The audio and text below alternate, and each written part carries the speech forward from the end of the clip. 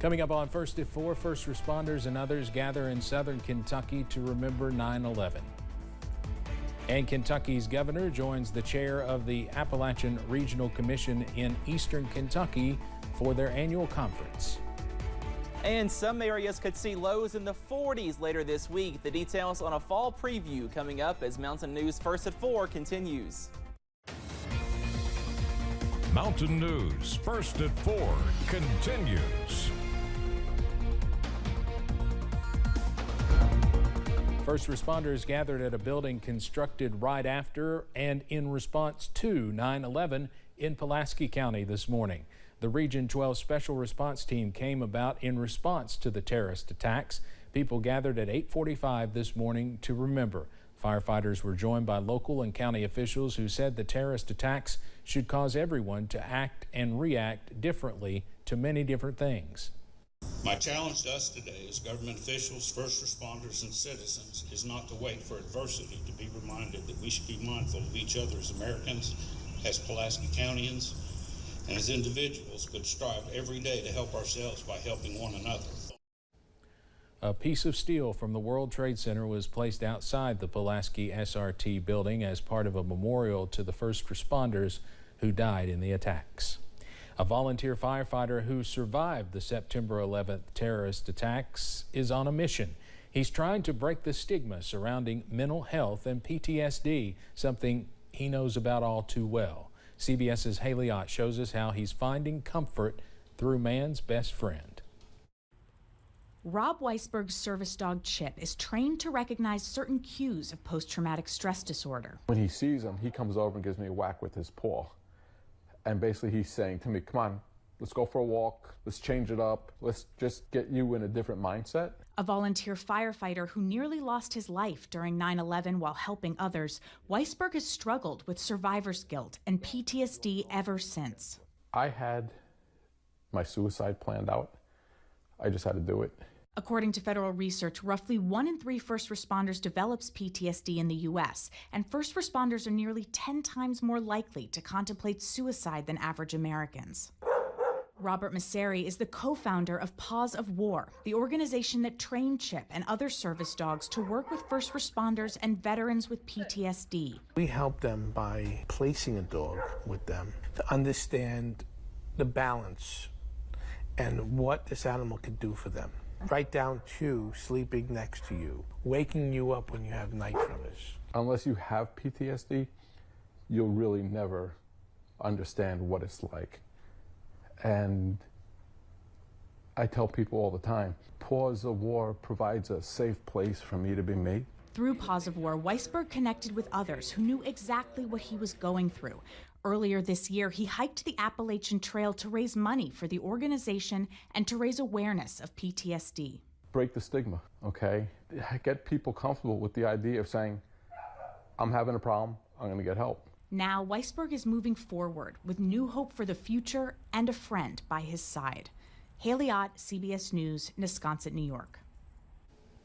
Weisberg says it took him more than 2 decades, but he is finally able to sleep through the night, and his message to others is to never give up.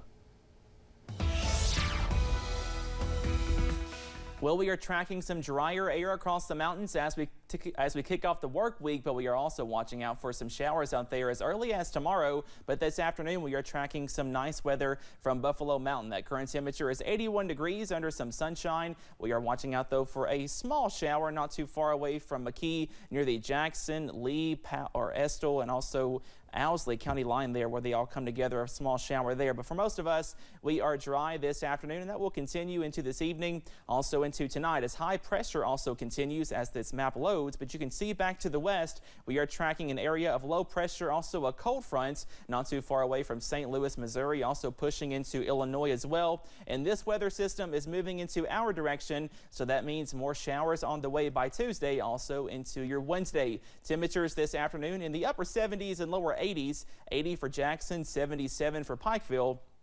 and up to 86 in Somerset, also in Monticello. As we go into this evening, also tonight, again, most of us are dry as high pressure does continue for now, but those changes are on the way as early as tomorrow. More showers likely on Tuesday and Wednesday, and then the attention turns to some cooler and drier air by Thursday and Friday. Those details on the way in just a few minutes. Steve?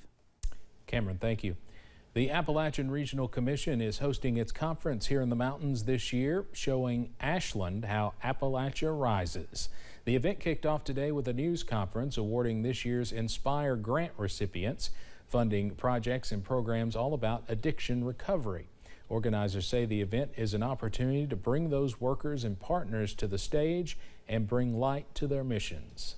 So the importance of bringing it together is to show the importance of what is happening throughout the Appalachian region, because we share so many commonalities.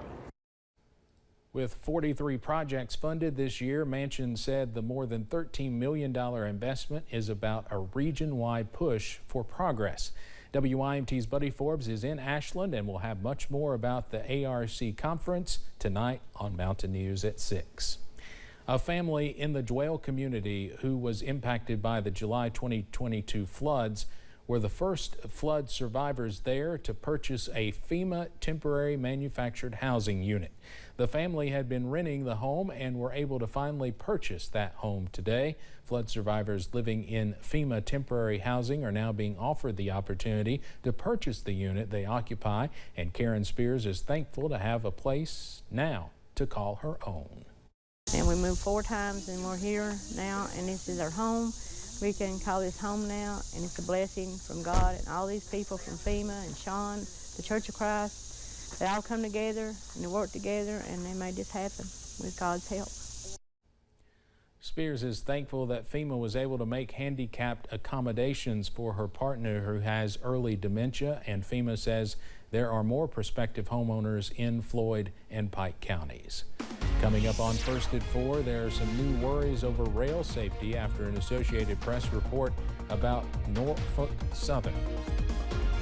Plus, we are tracking showers to return by Tuesday, Wednesday, then some drier air by the end of this week. All those details coming up after this break.